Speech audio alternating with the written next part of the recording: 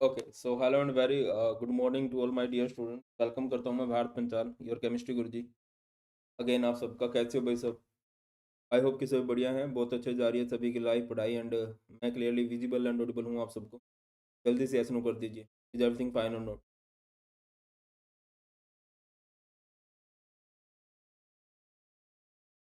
Okay, I hope मैं visible हूँ। एक बार मैं ग्रुप में बोल देता हूँ कि सबको।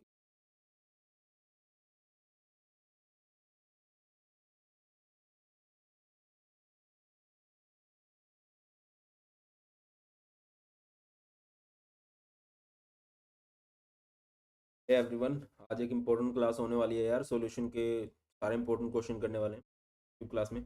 आ जाओ जल्दी से, डाउट पूछ क्लास में।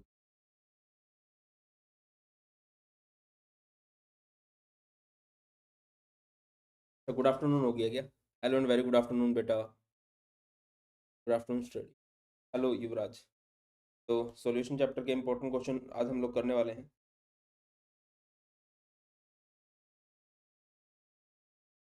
आज हम लोग most important question of chapter solution करेंगे।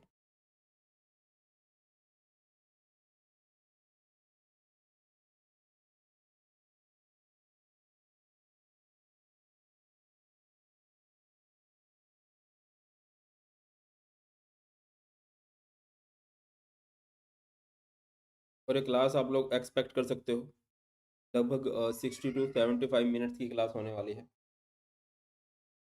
तो चलिए स्टार्ट करते हैं। सबसे पहला क्वेश्चन है हमारे पास, difference between molarity and molality. बेटा ये इंपॉर्टेंट चीज़ें हैं और इनके बनने के चांसेस रहते हैं। फर्स्ट ऑफ ऑल, मोलैलिटी को हम लोग किससे रिप्रेजेंट करते हैं? कैपिटल एम से। और मोलैलिटी को हम लोग रिप्रेजेंट करते हैं स्मॉल एम से। मोलैरिटी क्या होता है? Number of moles of solute dissolved इन पर लीटर सॉल्यूशन। और मोलैलिटी क्या होता है? Number of moles of solute dissolved इन पर किलोग्राम ऑफ सोल्यूट। मतलब दोनों में मोल्स ऑफ सोल्यूट तो लेते ही हैं। ये होता है पर लीटर सॉल्यूशन, ये होता है पर किलोग्राम सोल्यूट। मोलैरिटी को हम कैपिटल एम से रिप्रेजेंट करेंगे। फॉर्मूला क्या होगा? Number of moles of solute by volume of solution in litre. इसका क्या रहेगा? Number of moles of solute by mass of solvent in kilogram. Unit क्या होंगी भाई इसकी? इसकी यूनिट होंगी मोल्स पर लीटर। इसकी यूनिट क्या होंगी? Moles per kilogram. या फिर अगर आपको ये याद नहीं रहता तो आप इसका सिंबल याद रख सकते हो। मोलैरिटी को हम कैपिटल एम से रिप्रेजेंट करेंगे। अगर आपको ये भी याद नहीं रहता तो आप मोलैरिटी को याद रखिए, नाम है मोलैरिटी। तो इसकी यूनिट आप लोग क्या लिख सकते हो बेटा? मोलर लिख सकते हो। और मोलैलिटी को हम लोग क्या लिख सकते हैं भाई? मोलल लिख सकते हैं। ठीक है। सबसे खास बात क्या है कि मोलैरिटी क्या है? एक मास बाय वॉल्यूम कंसेप्ट है बेटा। मोलैरिटी क्या है? एक मास बाय वॉल्यूम कंसेप्ट है। अगर आप टेम्परेचर बढ़ाओगे तो वॉल्यूम बढ़ेगा, और वॉल्यूम बढ़ेगा तो मोलैरिटी मोलैरिटी घट जाएगी। क्लियर है? लिखा भी गया है, molarity depends upon temperature, molarity decreases with rise in temperature. On the other hand, अगर मैं बात करता हूँ मोलैलिटी की, तो मोलैलिटी क्या है? एक मास बाय मास कंसेप्ट है। और मास बाय मास कंसेप्ट है तो सो रिमेन्स अनचेंज्ड विद टेम्परेचर। इस पे टेम्परेचर का कोई भी फर्क पड़ता नहीं है। ठीक है बेटा, तनिषा बना दूंगा। आगे मूव करते हैं। कई बार आपसे पूछा जाता है कि मोलैरिटी कैलकुलेट कीजिए फ्रॉम मोलैलिटी, तो क्या आएगा? M D by one plus M M B. M M B जो इस स्मॉल एम का मतलब क्या होता है बताया है, मोलैलिटी। डी का मतलब डेंसिटी। और एम बी आपने जो लेना है वो लेना है इन किलोग्राम। आगे मूव कीजिए। Define the term mole fraction. Fraction means क्या होता है बेटा? फ्रैक्शन मीन्स होता है ratio. It is the ratio of number of moles of a component to the number of moles of solution. अगर आपको किसी की भी मोल फ्रैक्शन निकालनी है, लाइक आपको मोल फ्रैक्शन ऑफ ए निकालनी है, तो फॉर्मूला क्या होगा? Number of moles of A bye number of moles of solution, यानी कि Na प्लस। अगर आपको मोल फ्रैक्शन ऑफ बी निकालना है तो फॉर्मूला क्या होगा? Number of moles of B by number of moles of solution. खास बात क्या है? That mole fraction is a unitless quantity. और दूसरी खास बात क्या है भैया? Mole fraction of solution is always 1। Clear है? याद रहेगा। एक बात मैं यहां पर मिस कर रहा हूं, वो बात क्या है भाई? Mole fraction, mole fraction is independent of temperature. Mole fraction जो है टेम्परेचर पर डिपेंड नहीं करती है बेटा। आगे मूव करते हैं। State Henry law mention two of its important application. ये क्वेश्चन बहुत बार पूछा गया है। अच्छा, इस वीडियो में क्या है, जो भी प्रीवियस ईयर क्वेश्चन हम यूज करेंगे ये बताया गया है कि यार ये कितनी बार आया है, तो आपके लिए थोड़ा सा इजी हो जाएगा। चलो आ जाओ। The partial pressure of the gas in vapour phase is proportional to the mole fraction of the gas, है ना। किसी भी गैस का जो पार्शियल प्रेशर होता है वो उसकी मोल फ्रैक्शन पे डिपेंड करता है ना। P इस तरह से एक्सप्रेशन आता है, P is directly proportional to XB, P is equal to KH XB, फिर KH का मतलब क्या होता है, हेनरी कांस्टेंट, और XB का मतलब क्या होता है भाई, मोल फ्रैक्शन ऑफ गैस। क्लियर है। अच्छा, सोल्युबिलिटी ऑफ गैस की बात करें तो वो इनवर्सली प्रोपोर्शनल होती है हेनरी लॉ का जो कांस्टेंट है। KH की जो वैल्यू होती है बेटा याद रखिए वो डायरेक्टली प्रोपोर्शनल होता है टेम्परेचर के, और KH की जो वैल्यू होती है वो इनवर्सली प्रोपोर्शनल होती है सोल्युबिलिटी के। ये क्वेश्चन कई बार बन जाता है KH का और सोल्युबिलिटी का रिलेशन। अगला है application. To increase the solubility of CO2 in soft drinks and soda water the bottles is sealed under high pressure. देखिए हेनरी लॉ क्या बोल रहा था कि अगर किसी भी गैस की आपको सोल्युबिलिटी बढ़ानी है तो उस पर प्रेशर लगाना पड़ेगा। जितना ज्यादा प्रेशर लगाओगे उतनी गैस ज्यादा बढ़ती चली जाएगी, उतनी उस गैस की सोल्युबिलिटी जो है बढ़ जाएगी। क्लियर है बेटा बात। अब यही बात उसमें होती है, जितनी भी ये कार्बोनेटेड बेवरेजेस होती हैं, कोल्ड ड्रिंक हो गई या फिर बियर शैंपेन जो होगी, इसमें CO2 को डिजोल्व कराया जाता है। तो CO2 की सोल्युबिलिटी को बढ़ाने के लिए इन पे हाई प्रेशर लगा के इनको सील किया जाता है। उसके बाद है to minimize the painful effect of decompression sickness in deep sea divers, इसको क्या बोलते हैं, bends, oxygen diluted with less soluble helium gas. क्या बोल रहा हूं कि देखिए आपको पता होगा ये हमारा सी लेवल है। सी लेवल पे जो प्रेशर माना जाता है बेटा वो माना जाता है 1 एटमॉस्फेरिक। अगर हम कभी समुद्र से ऊपर जाएंगे ना, कभी दिल कर गया किसी का यार चलो मैं तो पहाड़ों में चलता हूँ, तो मान लो कोई पहाड़ों में चला गया तो यहाँ पर प्रेशर जो है वो कम हो जाता है, क्या जाता है, प्रेशर डिक्रीज हो जाता है। और अगर कोई ये है कि मैं तो समुद्र के नीचे जाऊंगा सर, तो यहाँ पर क्या हो जाता है भाई, अगर कोई समुद्र में नीचे चला गया तो यहाँ पर प्रेशर इंक्रीज हो जाता है बेटा। प्रेशर इंक्रीज होने से गैस की सोल्युबिलिटी बढ़ती है, मतलब वो गैस का इनहेल ज्यादा कर लेगा। और जब गैस का इनहेल ज्यादा कर लेगा बेटा, तो जब वो सरफेस की तरफ आएगा तो गैस ज्यादा रिलीज भी करनी पड़ेगी, है ना। तो उसके ब्लड के अंदर बबल्स बनना स्टार्ट हो जाते हैं। रिपीट कर रहा हूँ, कोई समुद्र के अंदर चला गया, देखिए एक होते हैं स्विमर जो पानी के सरफेस पे तैरते हैं, एक होते हैं स्कूबा डाइवर जो पानी के नीचे जाते हैं। तो हमारे तो गिल्स लगे नहीं हुए कि मछलियों की तरह हम भी यहाँ से सांस ले लें, तो फिर ऑक्सीजन सिलेंडर साथ लेके जाना पड़ता है। और जब ऑक्सीजन सिलेंडर साथ लेके जाना पड़ता है तो जैसे जैसे हम नीचे की तरफ जाएंगे, समुद्र से नीचे की तरफ जाएंगे, तो बहुत ज्यादा गैस का इनहेल हो जाता है, ऑक्सीजन गैस का, नाइट्रोजन गैस का। और जब सरफेस की तरफ वापस आएंगे तो एक्सहेल होने लगेगा, बहुत स्पीड में ये चीजें होने लगती हैं, तो हमारे ब्लड के अंदर बबल्स बनना स्टार्ट हो जाते हैं, इसको बोलते हैं बेंड्स। और ये बहुत पेनफुल प्रोसेस होती है और इससे डेथ तक हो सकती है। तो इस पेनफुल इफेक्ट को खत्म करने के लिए, बैंड्स के इफेक्ट को खत्म करने के लिए जो स्कूबा डाइवर्स होते हैं, क्या किया जाता है भाई, उनके ऑक्सीजन सिलेंडर को फिल किया जाता है हीलियम के साथ। सर हीलियम से क्या होगा, देखिए जो प्योर गैसेज होती है ना, लाइक हीलियम, आर्गन, ये लेस सोल्यूबल होती हैं, तो इससे क्या होगा, इससे क्या होगा भाई,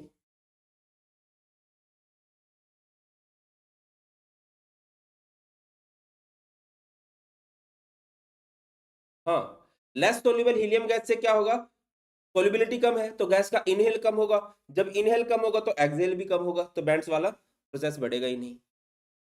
क्लियर है। आगे बढ़ते हैं। Eight high altitude the partial pressure of oxygen is less than at the ground level.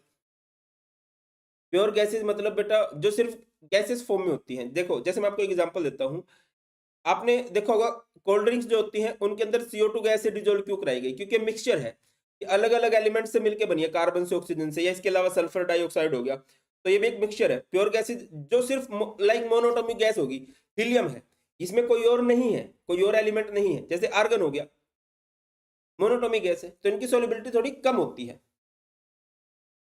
ठीक है। ओके बेटा अर्जुन, आज मैं कोशिश करता हूँ सारे चैप्टर के MCQs जो है प्रीवियस ईयर MCQ में करवा दूंगा। अच्छा क्या गया, हाँ ये रहा, eight high altitude the partial pressure of oxygen is less. मैंने आपको बताया ना, जब हम सी लेवल से नीचे जाते हैं प्रेशर बढ़ता है, जब ऊपर जाते हैं तो प्रेशर घट जाता है। तो इससे क्या हो जाएगा भाई, as a result there is low concentration of oxygen in the blood. Pressure बढ़ने से सोलिबिलिटी बढ़ती है, गैसेस की सोलिबिलिटी कम हो जाएगी ब्लड में। And tissues of the people living at high altitude thus they feel weak and are unable to think properly. इस बीमारी को क्या बोलते हैं, कार्ड, इस बीमारी को क्या बोला जाता है बेटा, इस स्टेज को हम लोग बोलते हैं एनोक्सिया। क्या बोलते हैं भाया, एनोक्सिया बोलते हैं। अगला है increase in temperature decrease the solubility of oxygen in blood. याद रखिए, अगर कभी भी टेम्परेचर बढ़ता है तो गैसेज की सोल्युबिलिटी घट जाती है। सर क्यों, सोल्युबिलिटी ऑफ गैसेज, याद रखिए दैट की solubility of gases in liquid is an exothermic process, है ना। गैसेज की जो सोल्युबिलिटी है किसी भी लिक्विड के अंदर, वो क्या है भैया, एक एक्सोथर्मिक प्रोसेस है। तो एक्सोथर्मिक प्रोसेस है तो टेम्परेचर बढ़ाने से सोल्युबिलिटी घट जाएगी। ठीक है बेटा। बैंड्स रिपीट, भाई एक स्कूबा डाइवर चला गया मछलियों की फोटो खींचने जो नीचे थी, ऑक्सीजन सिलेंडर लगा के गया, नीचे जाने में प्रेशर बढ़ा तो बहुत सारा गैस का इनहेल कर गया, फोटो खींच ली, फिर वो वापस आने लगा। तो बहुत होता है ना कि आपने शायद वो प्रोसेस की होगी, मतलब जब नहाते हैं तो गिलास को उल्टा करके ना बाल्टी में डाल देते हैं और फिर उसको उठाते हैं ना, तो ऐसे बुलबुले उठते हैं, दुबुक दुबुक दुबुक, ऐसे वाला सीन बनता है। तो सेम होता है हमारे साथ, हम गए तो बहुत सारा गैस का इनहेल हुआ, जब बाहर आने लगे तो बहुत स्पीड से गैस बाहर बाहर आती है, और जब स्पीड से आती है तो ब्लड के अंदर बबल्स बनते हैं, और ये बहुत ही हार्मफुल होता है भाई गुरदीप।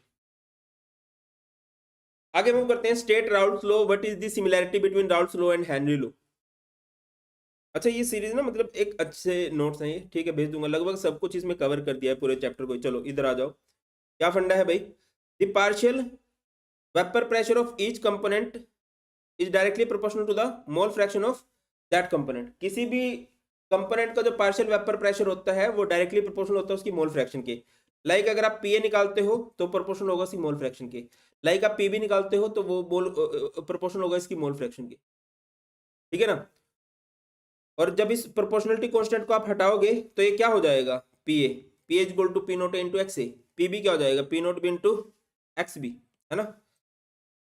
यहां से क्या बात हो सकती है भाया, हाँ, अगर आपको vapour pressure of partial vapour pressure of मोय मोय निकालना है तो वो किसके को होगा, पार्शियल वेपर प्रेशर ऑफ मोय मोय होगा, वेपर प्रेशर ऑफ मोय मोय in pure state multiplied by mole fraction of मोय मोय। क्लियर है।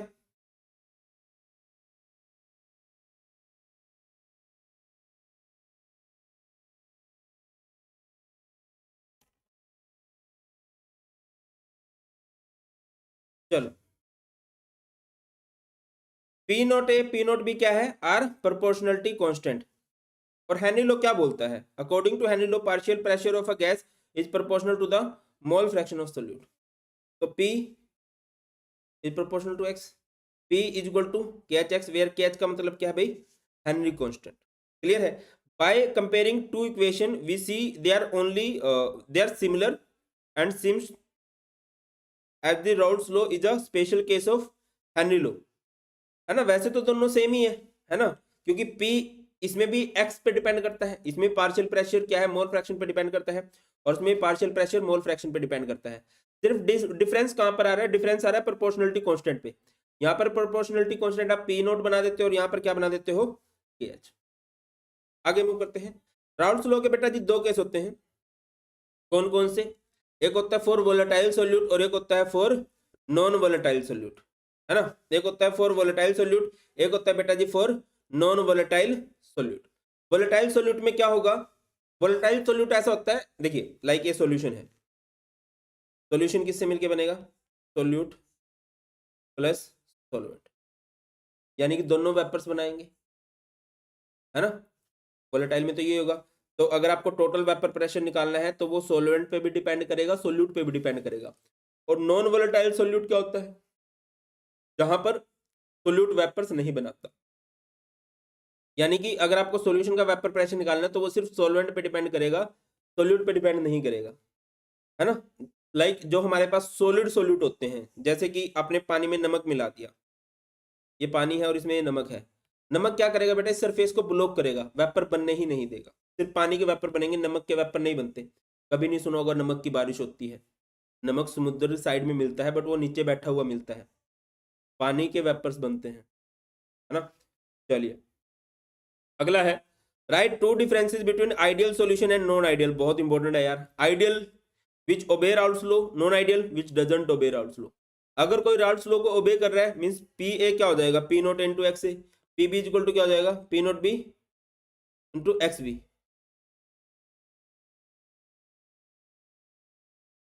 इधर पी ए जो है नॉट इक्वल आ जाएगा P nought into X A, और पी बी जो है नॉट इक्वल आ जाएगा P nought B into X B के। इधर आ जाओ।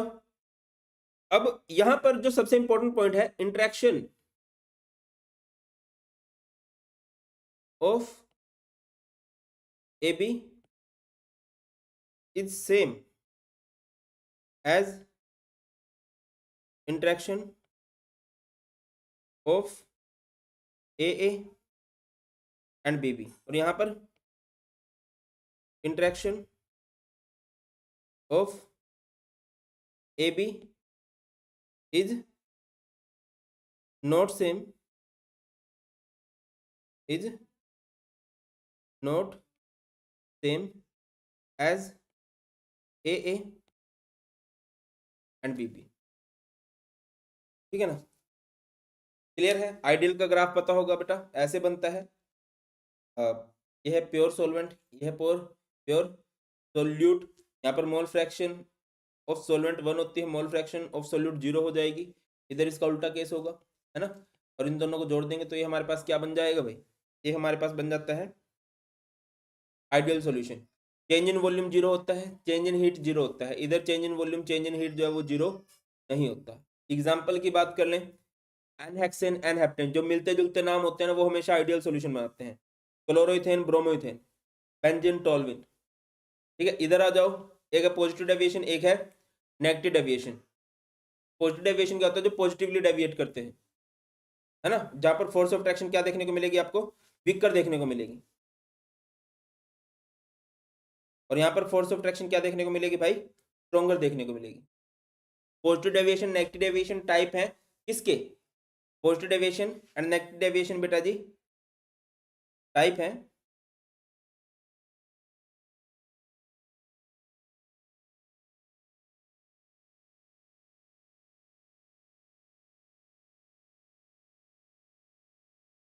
बोलते नहीं किसके टाइप है।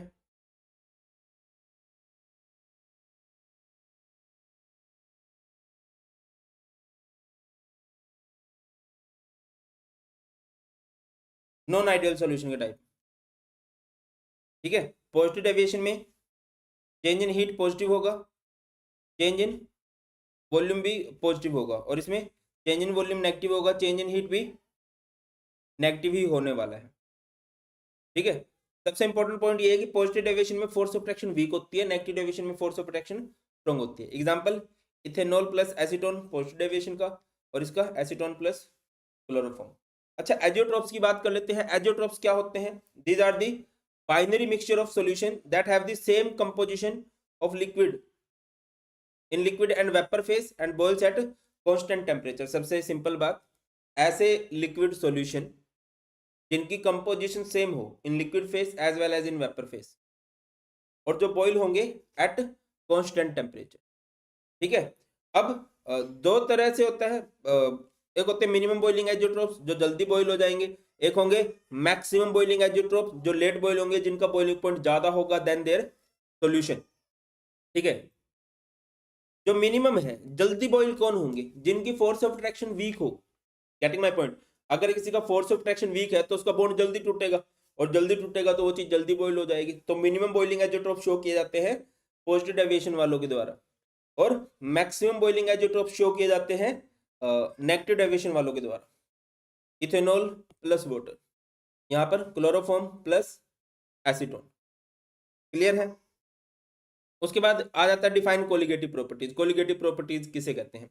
Those properties which depends upon number of moles of solute particle doesn't depends upon nature of solute और solvent are called colligative properties. ऐसी प्रॉपर्टीज जो नहीं, जो डिपेंड करती हैं number of moles of solute पे, नहीं डिपेंड करती नेचर पे।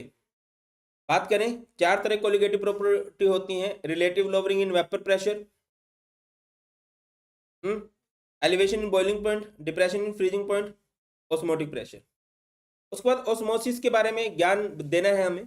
2007 में, 2010 में, 2011 में, 2013 में आया वो क्वेश्चन है। क्या होती है ऑस्मोसिस भाई? मैंने आपको कल सेटअप भी समझाया था। लाइक ये है,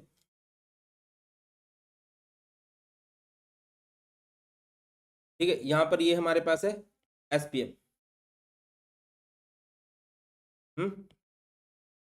तो यहाँ पर ये है हाई कंसेंट्रेशन और ये है lower concentration. High concentration, low concentration. जो डिफॉल्ट फ्लो होता है वो हाई से लो होता है, बट क्योंकि हमने यहाँ पर सेमी परमेबल मेम्ब्रेन लगा दी तो लो टू हाई होगा। याद रखिए, हमेशा लो टू हाई होगा अगर सेमी परमेबल मेम्ब्रेन लग जाए। जब लो से हाई फ्लो होगा, इस प्रोसेस को बोलते हैं ऑस्मोसिस। और ऑस्मोसिस को रोकने के लिए हमने जो प्रेशर अप्लाई किया, that pressure is known as osmotic pressure. इस प्रेशर को हम लोग क्या बोलते हैं? ऑस्मोटिक प्रेशर बोलते हैं। क्लियर है? चलो आगे मूव करते हैं। तो ऑस्मोसिस के बारे में, the spontaneous flow of low concentration particles towards high concentration particles through semi permeable membrane. जब लो कंसंट्रेशन के पार्टिकल मूव करते हैं towards high concentration through semi permeable membrane, इस प्रोसेस को हम लोग बोलते हैं ऑस्मोसिस। और ऑस्मोसिस को रोकने के लिए जो प्रेशर लगाया जाता है, that pressure is known as osmotic pressure. It is the pressure applied on solution side to stop osmosis. Osmosis को रोकने के लिए जो प्रेशर लगाया जाएगा, उस प्रेशर को हम लोग ऑस्मोटिक प्रेशर बोलते हैं। क्लियर है? पाई मैथमेटिकल एक्सप्रेशन की बात करें, pi equal to C into R into T हो जाएगा। सी मतलब मोलर कंसंट्रेशन, सी क्या रहेगा? N by B. ठीक है ना? अब एक होता है रिवर्स ऑस्मोसिस। ऑस्मोसिस का उल्टा। ऑस्मोसिस क्या होता है? लो से हाई की तरफ फ्लो। जब हाई कंसंट्रेशन से पार्टिकल्स लो की तरफ मूव करने लग जाएंगे तो वो रिवर्स ऑस्मोसिस हो जाएगा। इसका सिंपल शॉर्टकट होता है RO. RO. If more than osmotic pressure is applied on solution side, so that solvent particles move from high concentration side to lower concentration side. कहाँ से कहाँ? From high concentration side to lower concentration side through semi permeable membrane. इसको हम लोग क्या बोलेंगे भाई? इस प्रोसेस को हम लोग बोल देंगे रिवर्स ऑस्मोसिस। आगे मूव करते हैं। Isotonic solution. आइसोटोनिक सॉल्यूशन कैसे होते हैं? जैसे पाई ए एंड पाई बी। अगर दो सॉल्यूशन का ऑस्मोटिक प्रेशर सेम हो जाए, अगर दो सॉल्यूशन का ऑस्मोटिक प्रेशर सेम हो जाए तो उन सॉल्यूशन को हम लोग बोल देंगे आइसोटोनिक सॉल्यूशन। लाइक अगर किसी का ऑस्मोटिक प्रेशर ज्यादा है तो उसे हम लोग बोलेंगे हाइपरटोनिक, और अगर किसी का ऑस्मोटिक प्रेशर कम है तो उसे बोलेंगे हाइपोटोनिक। हाइपरटोनिक क्या होता है? Having higher osmotic pressure. Hypotonic क्या होता है? Having lower osmotic pressure. ठीक है? अच्छा, याद रखिए osmotic pressure has advantage over other method. देखिए चार कोलिगेटिव प्रॉपर्टीज होती हैं, बट चारों कोलिगेटिव प्रॉपर्टीज में से सबसे बढ़िया जो माना जाता है, थैंक यू सो मच भाई आरिफ रोशन, थैंक यू सो मच। क्या समझ में नहीं आया है नीतू बेटा आपको?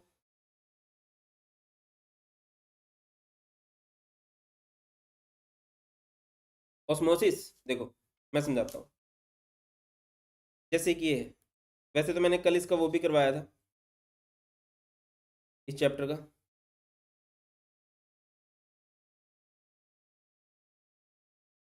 एक रैपिड रिवीजन भी करवाई थी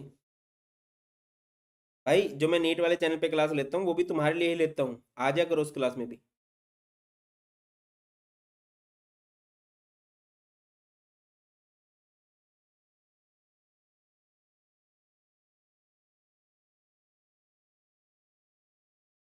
ठीक है?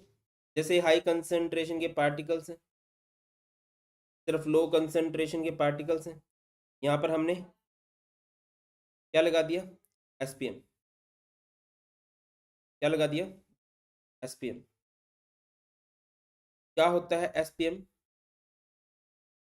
When low concentration particles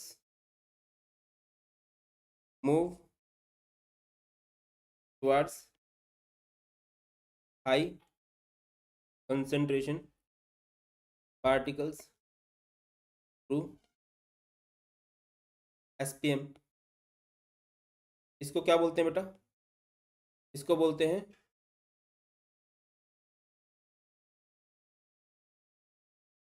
osmosis. और ऑस्मोटिक प्रेशर क्या होता है, ऑस्मोटिक प्रेशर क्या होता है, प्रेशर अप्लाइड, राजेश भाई स्टार्ट कर देते हैं, अप्लाइड टू स्टॉप ऑस्मोसिस, है ना। ऑस्मोटिक प्रेशर क्या होता है, pressure applied to stop osmosis. Osmosis को रोकने के लिए जो भी प्रेशर हम लोग अप्लाई करेंगे, that pressure is known as osmotic pressure, ठीक है। और यही है भाई, ये ऑस्मोसिस है, ऑस्मोसिस को रोकना है, तो इसको रोकने के लिए हमने इधर प्रेशर लगा दिया, इसे बोल देंगे ऑस्मोटिक प्रेशर। और अगर मैं इस प्रेशर को बढ़ा दूं ऑस्मोटिक प्रेशर से ज्यादा, तो क्या हो जाएगा, ये उल्टी हो जाएगी, पार्टिकल्स इस तरफ मूव करने लगेंगे। घरों में अगर आप देखो तो क्या होता है, गंदा पानी आता है और आरओ के थ्रू वो क्या होता है, साफ पानी बन जाता है। गंदा पानी मतलब हाई कंसंट्रेशन, साफ पानी मतलब लो कंसंट्रेशन पार्टिकल्स की मूव। अगला है defined abnormal molecular mass, the molar mass which is either lower और हाइयर देन एक्सपेक्टेड और normal value is known as abnormal molecular mass. कोई भी मोलिकुलर मास, मान के चलो NaCl, NaCl का मोलिकुलर मास जो होता है वो होता है 58.5, बट अगर आप उसको पानी में डालोगे तो वो आयंस में ब्रेक डाउन हो जाएगा, तो जो हम एक्सपेक्ट करके चल रहे हैं ना वो नहीं आएगा, है ना। whenever solute particles undergoes association or dissociation, their molecular mass comes out to be different than their normally expected value, and this concept is known as abnormal molecular। abnormal molecular mass को detail में समझने के लिए हम लोग लेके आए went Hoff factor. क्या होता है van't Hoff factor, it is the ratio of experimental value of colligative property to the calculated value of colligative property. या फिर मुझे जो सबसे बढ़िया लगता है, ऐसे भी कर सकते हो, normal molar mass by observed molar mass, ये भी कर सकते हो। अच्छा, अगर आई की वैल्यू कभी भी एक से ज्यादा आ जाए, इट मींस वहां पर क्या हुई है, डिसोसिएशन। आई की वैल्यू लेस देन 1 हो जाए तो यहां पर क्या हुई है, एसोसिएशन।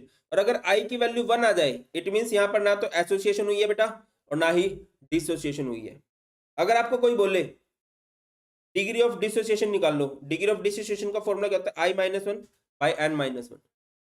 डिग्री ऑफ एसोसिएशन का फॉर्मूला क्या होता है, I-1 1/n-1। क्लियर है बेटा। अब चलो बहुत होगी बातें, अब कुछ न्यूमेरिकल्स भी कर लिए जाएं, है ना बुलबुलो।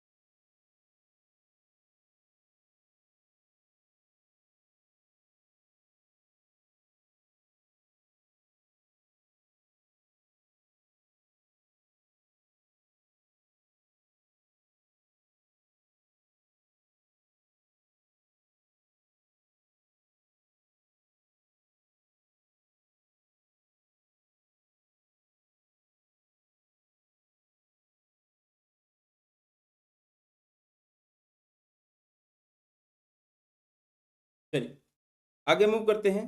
नेक्स्ट क्वेश्चन है, calculate the molarity of 9.8% W/W solution of H2SO4 if the density of solution is 1.02 ग्राम पर मिलीलीटर। बताइए भाई, इस तरह से अगर क्वेश्चन आ जाए तो आप कैसे करोगे? ठीक है बेटा, यस। मास ऑफ सोल्यूट कितना है बेटा यहाँ पर? 9.8 ग्राम।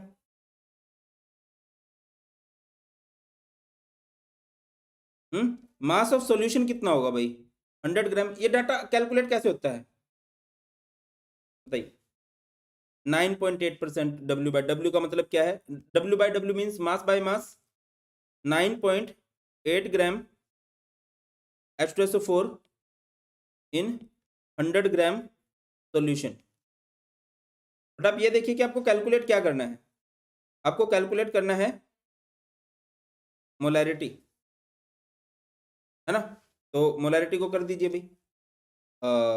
मोलैरिटी के लिए हमें वॉल्यूम चाहिए, और वॉल्यूम के लिए हम लोग यूज करेंगे डेंसिटी का। डेंसिटी का फॉर्मूला क्या होता है? Density is mass by volume. तो वॉल्यूम क्या आ जाएगा? Mass by density, that is 100 by 1.02। तो फॉर्मूला लगा लो। मोलैरिटी का फॉर्मूला क्या होगा? वॉशिंग मशीन 1000 में देगी Vimla, mass of solute is 9.8, molar mass of solute is 98, into में 1000 बाय में वॉल्यूम कितना भाई? वॉल्यूम कितना आया है? 100 बाय 1.02। 1.02 ऊपर चला गया, तो उसका डेसिमल हटाने के लिए हम लोग एक और 100 ले लेंगे। डबल जीरो से double zero cancel, single zero से सिंगल जीरो कैंसिल, और या फिर इसको सब सिंपल आउट करोगे यार, ये तुम्हारा आंसर क्या आएगा? 1.02 मोल पर लीटर। ये हम लोग पहले भी कई बार कर ही चुके हैं, ठीक है ना? आगे, a solution of glucose in water is labeled as 10% by mass. What would be the molality and molarity of the solution? Density of solution आपको दे रखी है 1.2 ग्राम पर मिलीलीटर। तो हो जाएगा बेटा। आराम से पहले इस डाटा को उठाओ कि 10% आपको क्या दे रखा है? ग्लूकोज। 10% ग्लूकोज का मतलब क्या है कि यहाँ पर मास ऑफ ग्लूकोज कितना है? 10। यहाँ पर मास ऑफ सॉल्यूशन कितना होगा? मास ऑफ सॉल्यूशन 100 होगा। तो मास ऑफ सॉल्वेंट कितना हो जाएगा बेटा? Mass of solvent 90। Getting my point और नोट? भैया अगर सोल्यूट 10 ग्राम है, सॉल्यूशन 100 ग्राम है, तो सॉल्वेंट कितना हो जाएगा? 90 ग्राम, है ना? अब ग्लूकोज का मोलर मास कितना होता है? 180। मोलैलिटी एंड मोलैरिटी निकाली जा सकती है। मोलैलिटी कैसे आएगी? वॉशिंग मशीन 1000 में आएगी, वॉशिंगटन से। Washing is mass of solute 10, MB is molar mass 180 into में 1000 बाय मास ऑफ सॉल्वेंट कितना है? 90 है। ठीक है, तो यहां से आप लोग सिंपल आउट इसको कर दोगे कि नहीं कर दोगे भाई? बताइए।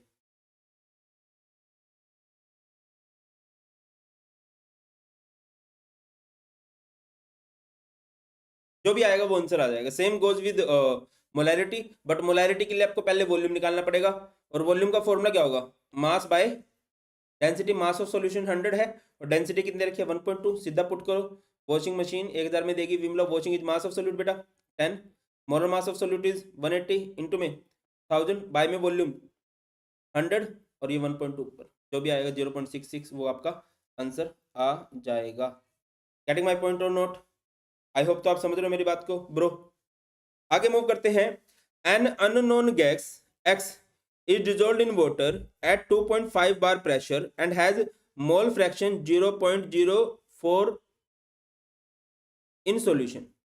The mole fraction of X gas when the pressure of gas is doubled at the same temperature. बताइए भाई, आपको मोल फ्रैक्शन निकालनी है, तो कैसे निकाला जाएगा भाई? अब आपको दो डाटा दे रखे हैं, है ना? पहले क्या है? प्रेशर है 2.5 बार, और उस टाइम मोल फ्रैक्शन है 0.04। फिर आपको दूसरे वाले की मोल फ्रैक्शन बतानी है जब प्रेशर को डबल कर दिया गया। तो पहले वाले डाटा से KH की वैल्यू निकाल लोगे। कैसे निकाल लोगे भाई? हाँ बेटा, NS P is equal to KHX। P is partial pressure कितना है भाई? 2.5 bar. KH is Henry constant and X कितना है? X is mole fraction. पहले केस में मोल फ्रैक्शन है 0.04, तो यहाँ से KH की वैल्यू आ गई। अब दूसरे केस में आ जाओ, फॉर्मूला क्या बनेगा? फॉर्मूला तो यही बनेगा, P is equal to KH X। P pressure को डबल कर दिया, डबल यानी कि 5 बार। KH कितना है? 62.5। X कितना आ जाएगा बेटा? यहाँ से गेटिंग माई पॉइंट और नोट? अगले क्वेश्चन पे चलते हैं भाया। नेक्स्ट क्वेश्चन है हमारे पास।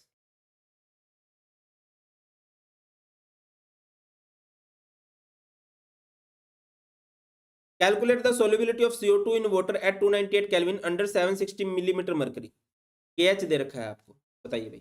P इक्वल टू क्या आएगा, KH XB, या फिर सोल्युबिलिटी के टर्म में P इक्वल टू क्या हो जाएगा, KH इंटू में सोल्युबिलिटी। सोल्युबिलिटी का फॉर्मूला क्या बनेगा, P बाई KH। P मतलब प्रेशर, प्रेशर कितना दे रखा है आपको 760, और KH की वैल्यू ये दे रखी है, बन जाएगा बेटा। अगला, calculate the solubility of CO2 in water at 298 kelvin under 760 millimetre mercury. I think ये कर चुके हैं हम, अभी थोड़ी देर पहले यही तो किया था। अगला क्वेश्चन है, the partial pressure of ethane over a saturated solution containing 6.56 into में 10 की power -2 gram of ethane is 1 bar. If the solution contain 5.0 into 10 की power -2 gram of ethane, then what will be the partial pressure of the gas. तो same वही बात है, पहले वाले से हम लोग क्या निकाल लेंगे भाई, KH की वैल्यू निकाल लेंगे, और अगले वाले में फिर उस KH की वैल्यू को पुट कर देंगे कि नहीं।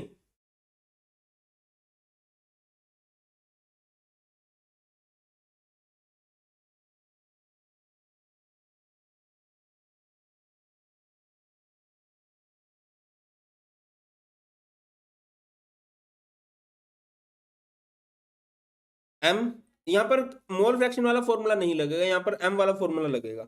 एम वाला फॉर्मूला क्या होता है, देखिए कुछ इस तरह से होता है, जैसे कि मेरे पास एक कंटेनर है, अगर आप इसमें गैस को मिक्स करना चाह रहे हैं तो इस पर क्या लगाना पड़ेगा, प्रेशर लगाना पड़ेगा।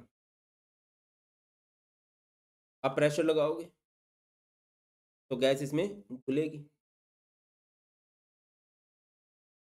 है ना। तो क्या होगा भाई, तो mass of gas dissolve is directly proportional to pressure applied, M is directly proportional to P. M is equal to क्या हो जाएगा, KH पी। ठीक है, तो पहले मास दे रखा है और पी दे रखा है, तो यहाँ से KH आएगा, और अगले वाले में हम इसको पुट करेंगे बेटा, क्योंकि अगले वाले में इसने क्या बोला है, अगले वाले में पार्शियल प्रेशर निकालना है बेटा। ये फर्स्ट केस है, कंफ्यूज तो नहीं हो रहे ना, पहले वाले केस से KH निकाला। सेकंड केस में क्या है, हमें मास ऑफ गैस तो दे ही रखा है, KH हमने कैलकुलेट कर लिया, P आ जाएगा यहाँ से। ठीक है भाई, युवराज ट्राई करते हैं कि बोर्ड्स पे भी पढ़ाया जाए, जल्दी इसका प्रयत्न किया जाएगा, बहुत जल्द।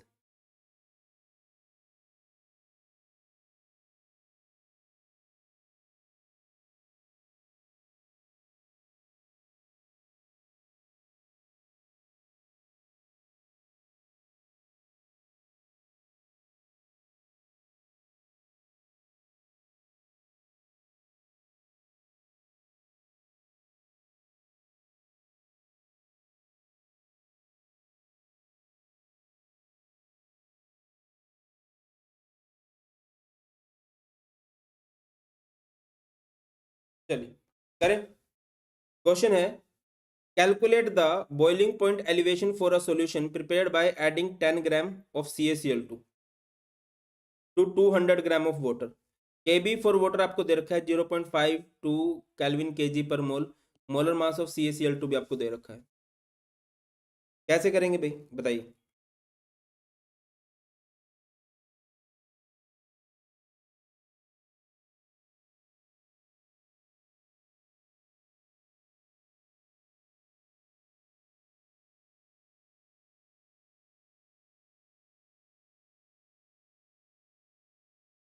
देखिए, तो डेल्टा टी भी निकाल लेंगे। अब डाटा देखो आपको क्या क्या दे रखा है, सबसे पहले मास ऑफ सोल्यूट दे रखा है WB 10 ग्राम।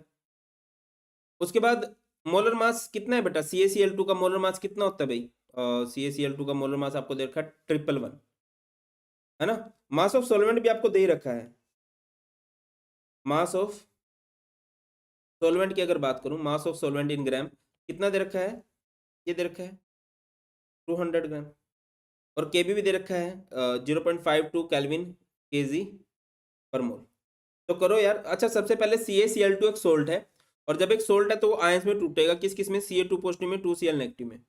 तो यहाँ से I की वैल्यू कितनी आ गई 3, तो डेल्टा टी बी निकाल लोगे, डेल्टा टी बी क्या आ जाएगा, आई into K B into M, आई कितना है 3, के बी कितना है 0.52, एम मोलैलिटी, मोलैलिटी का फॉर्मूला वॉशिंग मशीन 1000 में आएगी वॉशिंगटन से, 3 इंटू में 0.52, मास ऑफ सोल्यूट कितना है 10, और मोलर मास ऑफ सोल्यूट कितना है भाई 111 इंटू में 1000, और सोलवेंट कितना है 200 ग्राम।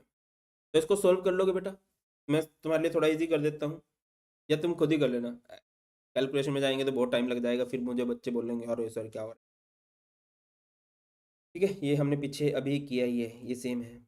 अगला क्वेश्चन है, calculate the freezing point of solution when 31 gram of ethylene glycol is dissolved in 500 gram of water. ये क्वेश्चन आया है, कब आया है भाई, 2015 में आया है।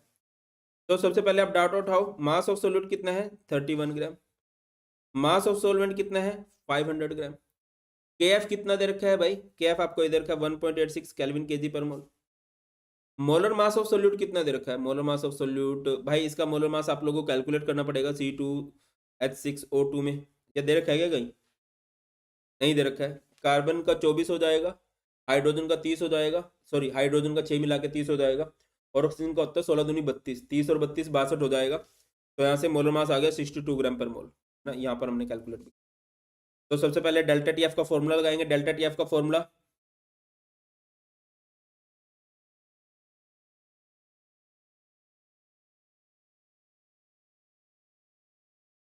क्या रहेगा, अच्छा यहाँ पर आई नहीं आएगा क्योंकि कोई सोल्ट नहीं है, और ऐसा भी नहीं है कोई एसोसिएशन डिसोसिएशन वर्ड इन्होंने यूज किया हो।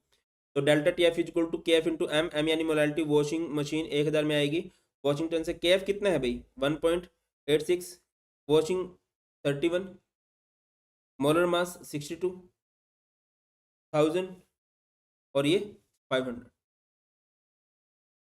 ठीक है ना, आगे मूव करें, क्या रहेगा भाई बेटा जी इसके बाद अगर आप बढ़ते हो तो 31 टू जा 62, 500 टू जा 1000, 2 से 2 कैंसिल, डेल्टा टी एफ कितना आ गया बेटा यहाँ से आपका 1.86। बट आपको डेल्टा टी एफ नहीं निकालना है, आपको फ्रीजिंग पॉइंट ऑफ सोल्यूशन निकालना है। तो फ्रीजिंग पॉइंट ऑफ सोल्यूशन निकालना है तो फॉर्मूला लगाओ डेल्टा टी एफ का, डेल्टा टी एफ क्या होता है T not F minus T F, freezing point of solution को उधर ले जाओगे, टी एफ इधर ले जाओगे, ये क्या जाएगा T not F minus delta T F, तो ये हो गया 273 माइनस 1.86, जो भी आएगा आंसर आ जाएगा। बाकी मैं बोलूँगा 273 मत पुट करो बेटा, आप क्या पुट कर दो 273 पॉइंट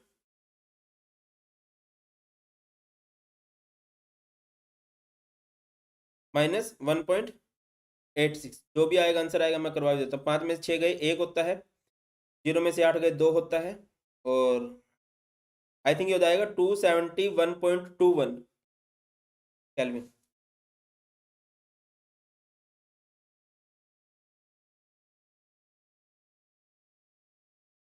आगे मूव करें, नेक्स्ट नेक्स्ट हमारे पास calculate the freezing point of solution, हो चुका है ये जस्ट अभी करके आए। अगला है सम इथाइलिन ग्लाइकोल, इथाइलिन ग्लाइकोल बेटा जी एक चीज मैं आपको इथाइलिन ग्लाइकोल के बारे में बता देता हूँ, अभी थोड़े दिन पहले मतलब 1-2 साल पहले शायद इसका एक एमसीक्यू भी आया था। इथाइलिन ग्लाइकोल एक एंटी फ्रीज होता है, एंटी फ्रीज मतलब जो फ्रीज ना होने दे, ठीक है, is added to your car cooling system along with 5 kilogram of water if the freezing point of water glycol solution is minus 15 degree Celsius, what is the boiling point of solution है, ठीक है बदतमीजी है, boiling point of solution निकालना है। देखिए ऐसे ऐसे क्वेश्चन नहीं आने चाहिए, आया तो मतलब 10 साल पहले आया हुआ है ये 2024 में, मतलब फ्रीजिंग पॉइंट वाले डाटा से बॉइलिंग पॉइंट निकालना एक सही बात है नहीं।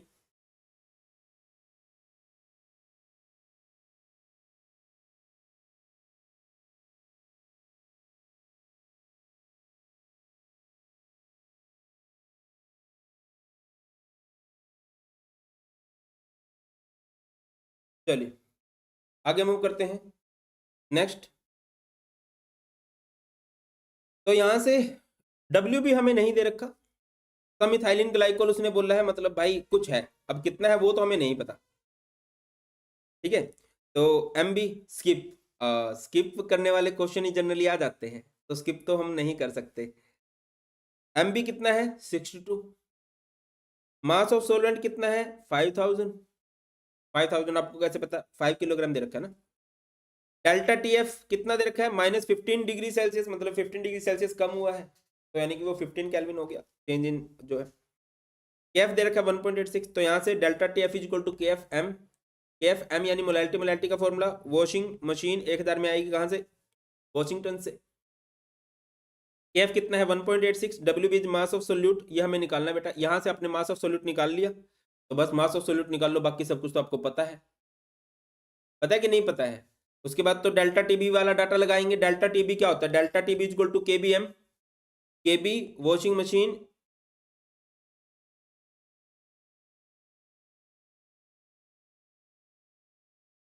जो समझ में नहीं आया वो नहीं आने वाला।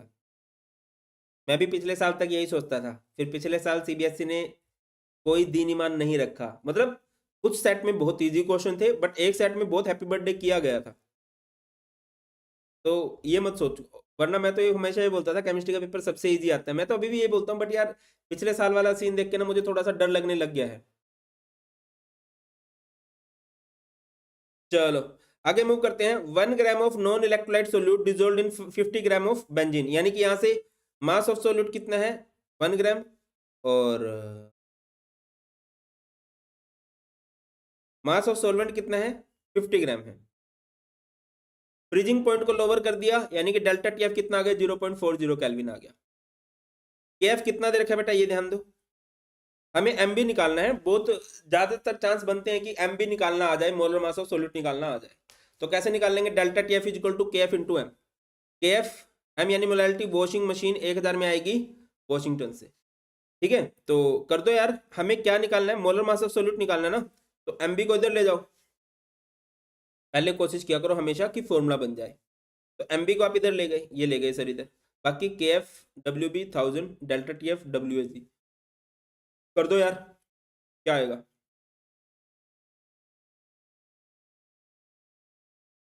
बताइए। के एफ कितना दे रखा है? 5.12, मास of solute 1000, delta T F कितना है?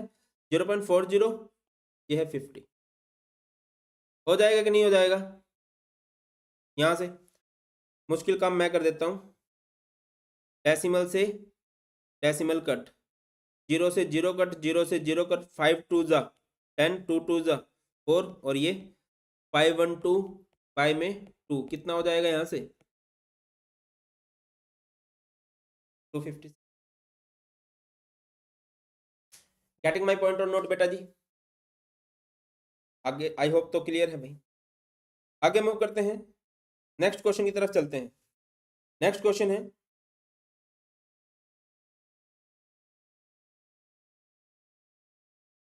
ये हो चुका है आई थिंक, है ना? ये करके आए हम। क्या हो रहा है? मतलब सेम सेम क्वेश्चन दो बार कैसे लिखे हैं मैंने?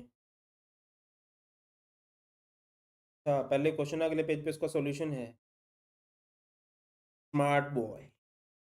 अगले क्वेश्चन पे चलते हैं, अब की बार हम सॉल्यूशन साथ में रखें।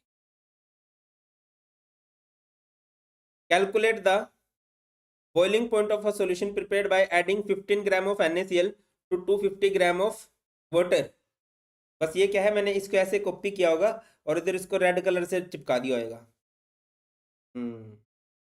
मैं भी कहूँ यार ये हो क्या रहा है?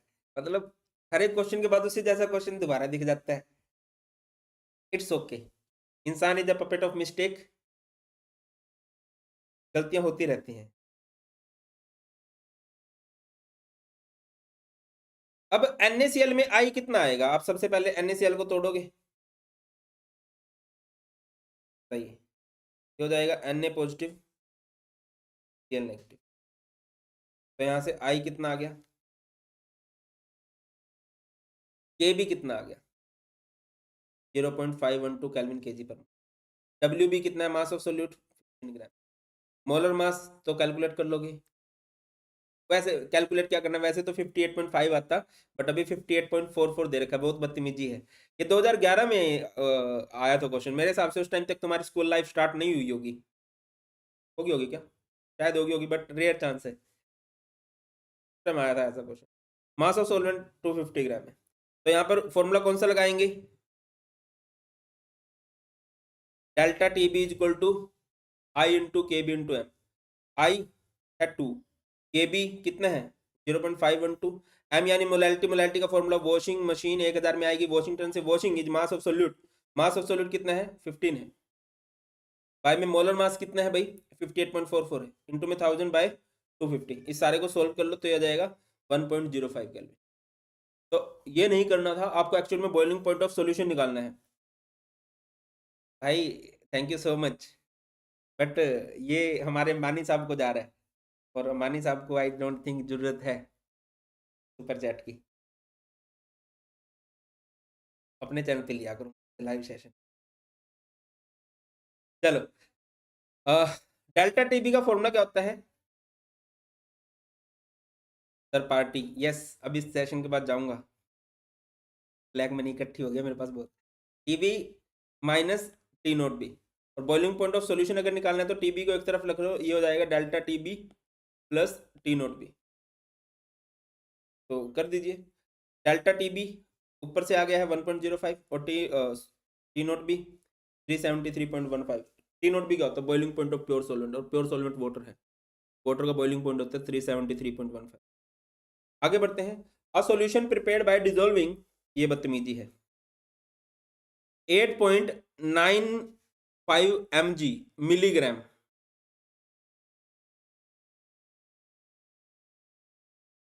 इधर आ जाते हैं, 8.95 milligram of a gene fragment in 3050 नहीं है, in 35 millilitre of water has an osmotic pressure 0.335 torr. Okay, very nice. Assuming the gene fragment is a known electrolyte, determine its molecular mass।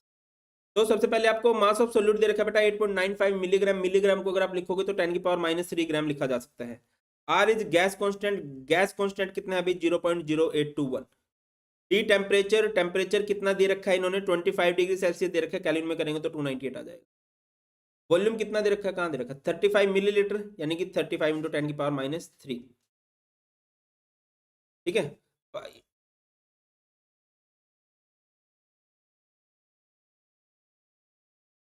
बस कर भाई। ऑर्गेनिक के PY Q enough है, हाँ भाई organic के पीवाई क्यू इनफ है। बाकी आज से, शायद आज से नहीं कल से, मैं अपने चैनल पर एक सीरीज स्टार्ट करने की सोच रहा हूँ, sure short question. Sure short question में क्या होगा कि पूरे चैप्टर को हम लोग अच्छे से कवर कर रहे होंगे, ठीक है ना, पूरे चैप्टर को हम लोग अच्छे से कवर कर रहे होंगे कि यार क्या क्या आने वाला है, क्या क्या आने के चांसेस बनते हैं, ठीक है ना।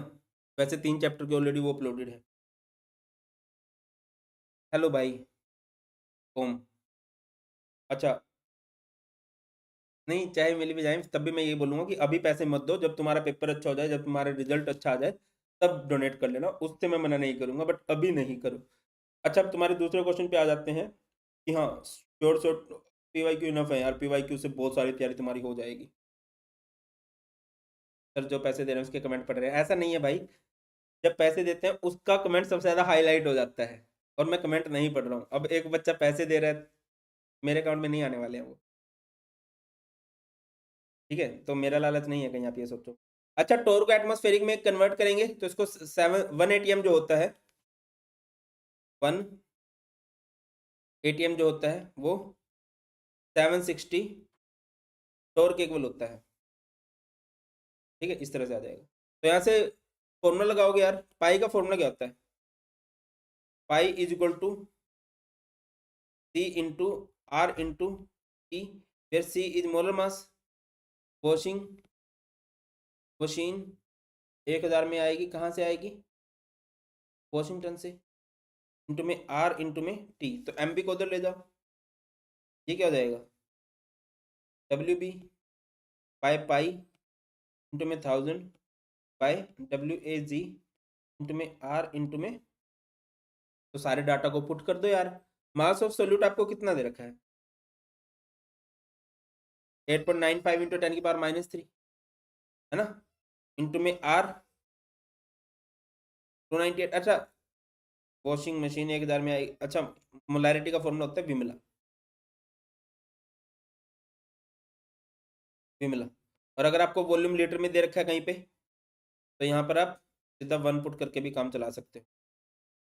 तो यहाँ पे वही किया गया है।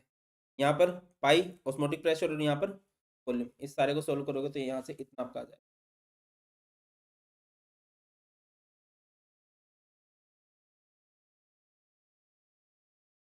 संभावी इमोशनल होगी क्या? कहाँ है? मेरे को तो नहीं दिख रहा लोगों कहीं। लोगों तो नहीं है। चलो आगे मूव करते हैं। नेक्स्ट है हमारे पास a 1 molar aqua solution of tri chloro acetic acid, थोड़ा सा इसको ध्यान से देख लीजिए, is heated to its boiling point of 100.18 degree Celsius. Determine the van't factor, van't factor निकालना है। तो सबसे पहले क्या निकाल लोगे? Delta TB. डेल्टा टीबी क्या होता है? TB minus T not be. TB is boiling point of solution. Boiling point of solution कितना मेंशन किया हुआ है? 100.18 माइनस 100 तो ये आ गया 0.8 केल्विन। तो यहाँ से डेल्टा टीबी इक्वल टू आई के बी एम। डेल्टा टीबी कितना दे रखा है? 0.18 है ना। के बी कितना है? 0.512 और ये 1, तो यहाँ से आई की वैल्यू आ जाएगी कि नहीं आ जाएगी?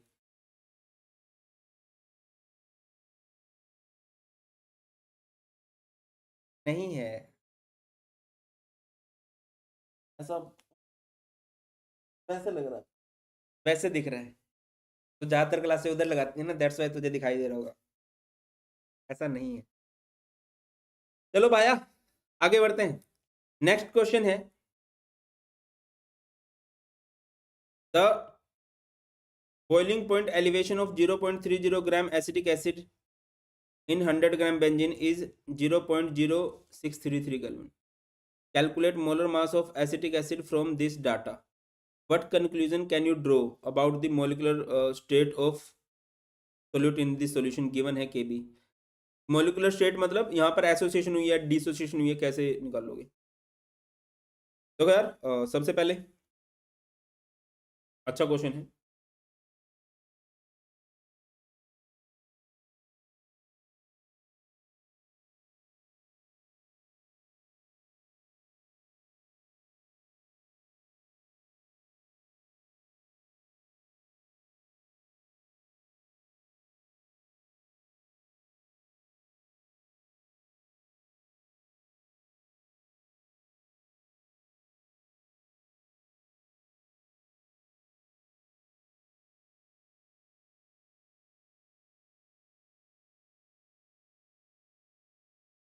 चलिए करें बेटा। कैलकुलेट क्या बोल रहा है? मोलिकुलर मास निकाल लो। तो करते हैं एमबी, कैलकुलेट कर लेंगे। एमबी का फॉर्मूला क्या बनेगा? देखो बेटा यहाँ पर बात की जा रही है बॉइलिंग पॉइंट एलिवेशन की। बॉइलिंग पॉइंट एलिवेशन का फॉर्मूला क्या होता है? Delta T B is equal to K B into M. K B M यानी मोलैलिटी का फॉर्मूला, वॉशिंग मशीन 1000 में आएगी। कहाँ से आएगी? वॉशिंगटन से, ये हमारे पास आ जाएगा।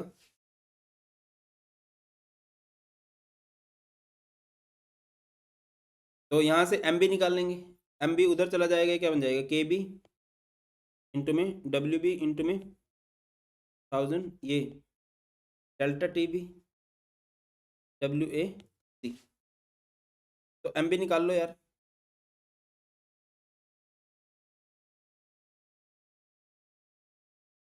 क्या हो जाएगा भाई? के बी इंटू में डब्ल्यू बी इंटू में 1000, ये फॉर्मूला बन गया। वैल्यूज पुट करो।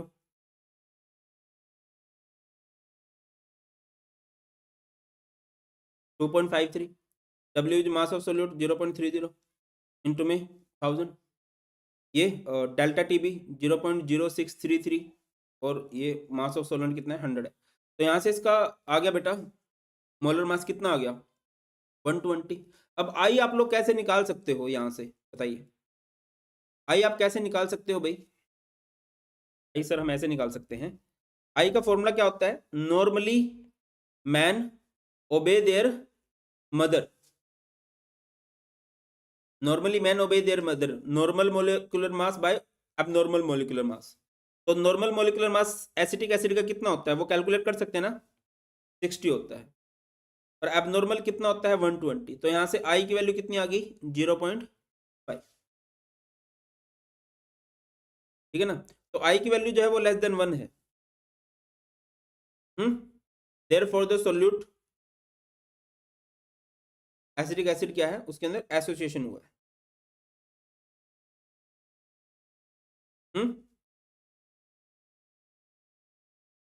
अगला क्वेश्चन है, a 5% solution of cane sugar in water has freezing point of 271 kelvin. Calculate the freezing point of 5% solution of glucose in water. देखिए आपको क्या दे रखा है, 5% सोल्यूशन ऑफ केन शुगर का फ्रीजिंग पॉइंट दे रखा है, 5% सोल्यूशन ऑफ ग्लूकोज का फ्रीजिंग पॉइंट बताना है। तो सर इस क्वेश्चन को कैसे करेंगे, बताता हूं।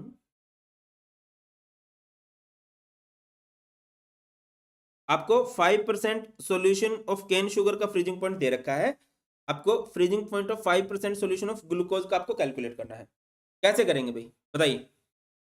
सबसे पहले बेटा इस क्वेश्चन में आप लोग डाटा सोल्व करोगे केबी के लिए, फ्रीजिंग पॉइंट है तो केएफ के लिए। क्यों सर, देखिए सोल्यूट चेंज हो रहा है, सोलवेंट तो सेम है, सोल्यूट चेंज हो रहा है, सोलवेंट तो सेम है ना, दोनों में वाटर की बात की जा रही है। एंड मैंने ऑल द बेस्ट बेटा मान्या।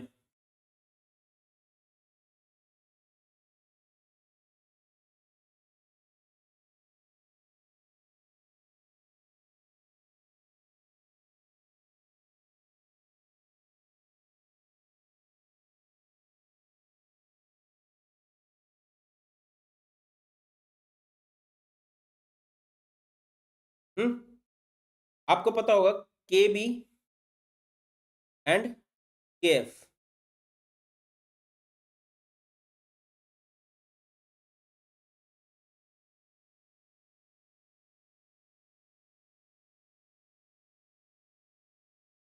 वैल्यू ऑफ के B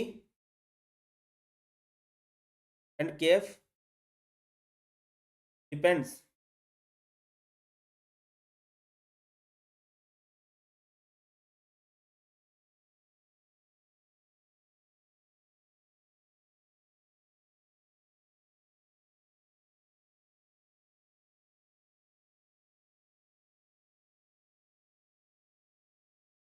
depends upon nature of solvent, है ना, सॉल्वेंट पे डिपेंड करती है उसकी।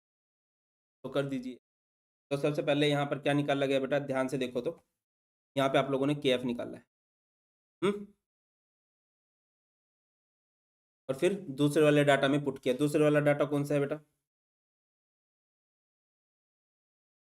5% शुगर सॉल्यूशन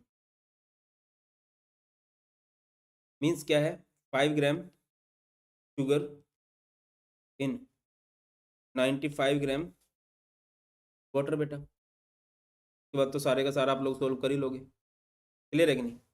बाकी इसी तरह के क्वेश्चन है यार सारे के सारे। Calculate the boiling point of 1 molar aqueous solution density आपको दे रखी है भाई, बड़ा खतरनाक क्वेश्चन है। और केबीआर भी दे रखा है ना। तो केबीआर है तो इसको ब्रेक डाउन कर दोगे, के पॉजिटिव में बी आर नेगेटिव में।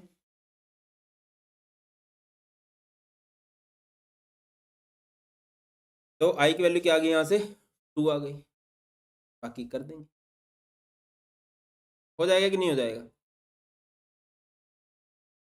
तो बाकी सिंपल से क्वेश्चन है बेटा, और सेम वे है, हमने हर एक टाइप का हर एक क्वेश्चन कर लिया है। इसको देख लेते हैं, ये हमने अभी नहीं किया शायद, ये नहीं किया, इसको देख लेते हैं एक।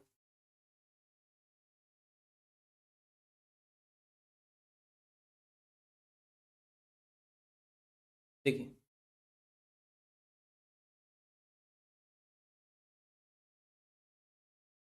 An aqueous solution containing 12.48 gram of barium chloride in 1 kilogram of water boils at 373.0832 Kelvin. Calculate the degree of dissociation of barium chloride. Degree of dissociation आपको निकालना है।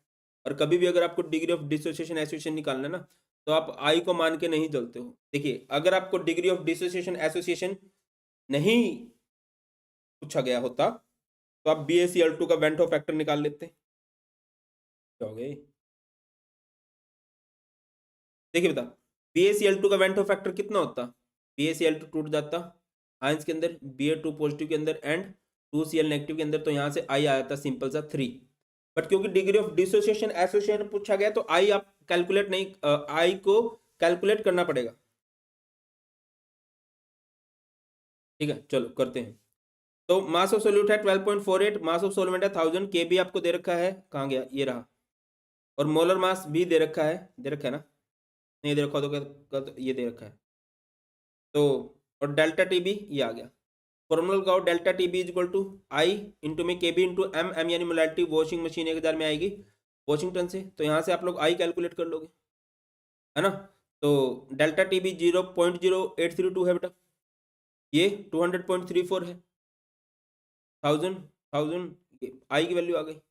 तो डिग्री ऑफ डिसोसिएशन कैसे निकालते हैं, आई -1 बाई एन -1, आई आपका आया है 2.67, ये रहा -1, एन कितने नंबर ऑफ पार्टिकल्स में टूटेगा BaCl2, BaCl2 3 पार्टिकल्स में टूटेगा, 3 -1, तो आ गया 0.835, और अगर परसेंटेज में निकाल लोगे 83.5 यहाँ से आ जाने वाला। बात क्लियर है, आई थिंक क्लियर होगा। चलिए, that's all in this video, in this class. और आज शाम को हमारी सैम्पल पेपर की क्लास होगी, बहुत ख्याल रखिए, बहुत जब मिलते हैं। God bless you all, please take care, जय हिंद।